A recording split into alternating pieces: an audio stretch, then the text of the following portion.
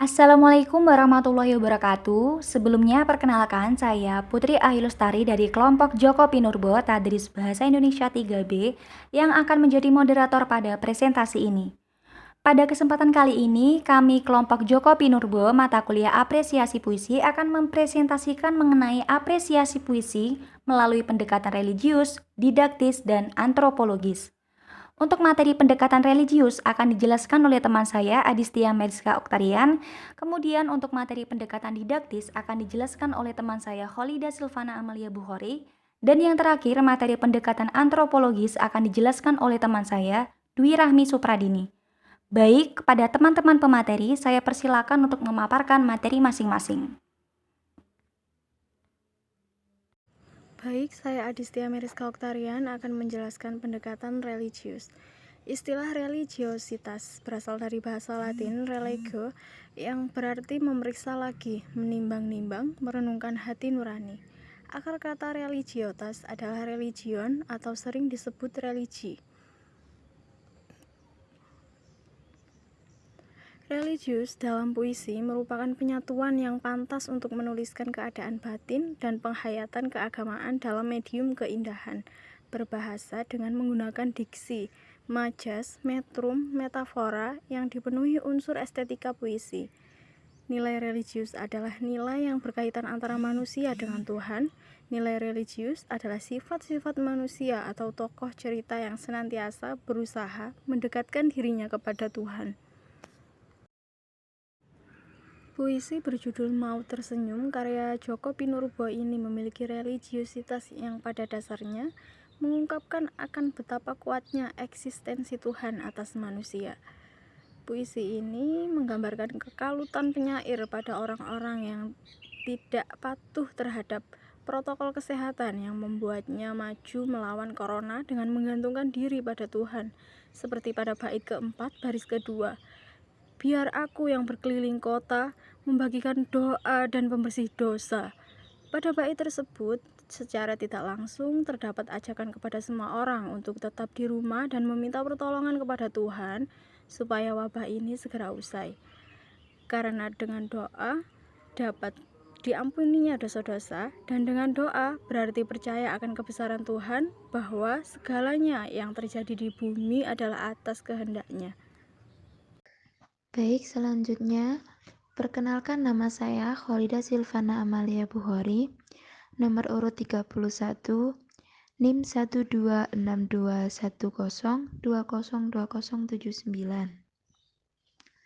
Di sini saya akan menjelaskan tentang pendekatan didaktis. Didaktis merupakan kata yang berasal dari bahasa Yunani, yakni didakti.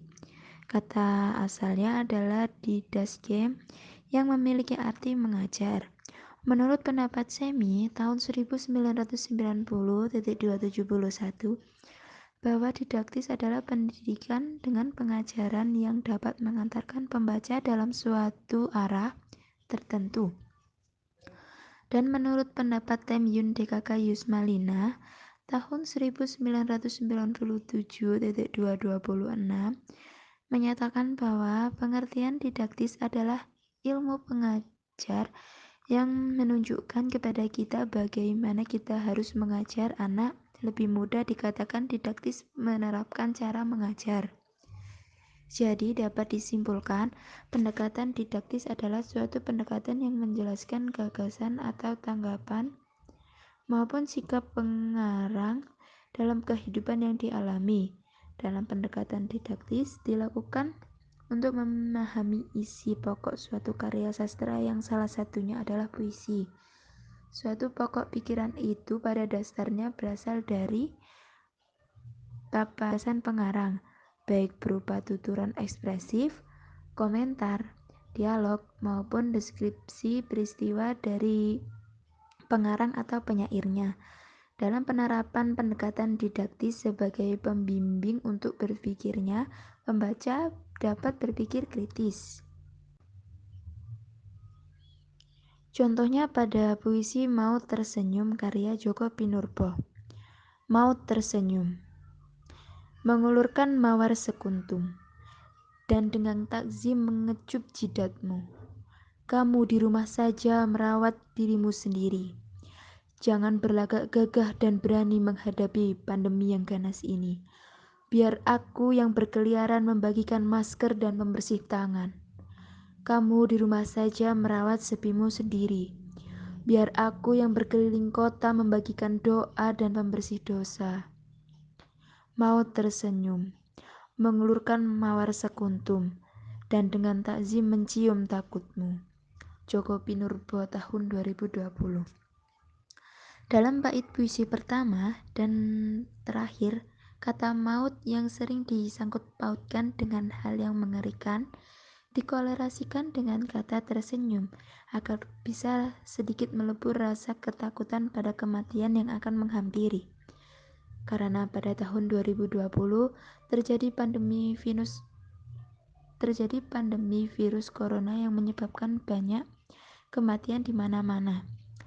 Karena adanya virus tersebut, membuat semua manusia ketakutan sesuai dengan kata yang ada di dalam bait tersebut.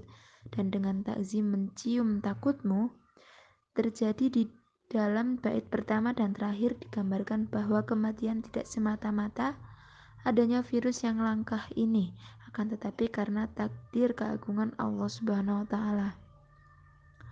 Kita sebagai manusia harus tetap percaya akan adanya kematian yang semua orang juga akan mengalami hal tersebut. Selain itu, jangan sampai lupa untuk tetap berdoa kepada Allah Subhanahu wa Ta'ala, meminta yang terbaik untuk diri sendiri dan orang sekitar. Karena pada tahun 2020 di seluruh dunia dan masyarakat mengalami musibah yaitu pandemi virus corona. Tidak hanya pengarang saja yang pastinya selalu diselimuti rasa ketakutan akan kematian seperti gambaran yang ada di dalam bait pertama dan terakhir.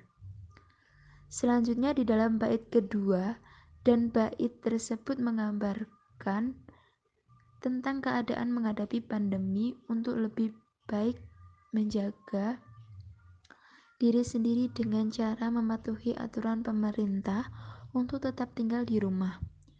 Walaupun terkadang merasa kesepian karena tidak bisa melakukan aktivitas seperti makna yang terdapat pada kata puisi kamu di rumah saja merawat sepimu sendiri. Jadi biarkan para pegawai kesehatan dan para garda depan yang membantu membagikan kebutuhan saat pandemi seperti masker dan pembersih tangan. Para pegawai kesehatan juga bertaruh nyawa untuk menjadi garda terdepan dalam membantu mereka yang terdampak pandemi yang harus berkeliling kota untuk membantunya. Dapat disimpulkan, kita bisa menggunakan pendekatan didaktis untuk menggambarkan serta menjelaskan gagasan tentang kehidupan atau apa yang dapat terjadi di sekitar kita.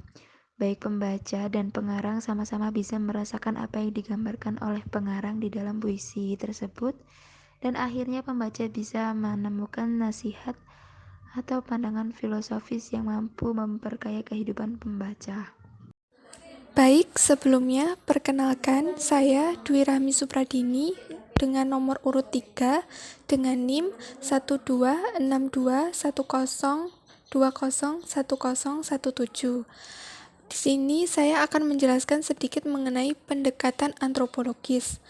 Pendekatan antropologis merupakan ilmu pengetahuan yang membahas mengenai manusia dalam masyarakat. Oleh karena itu, antropologi dibedakan menjadi antropologi fisik dan antropologi kebudayaan yang sekarang berkembang menjadi studi kultural.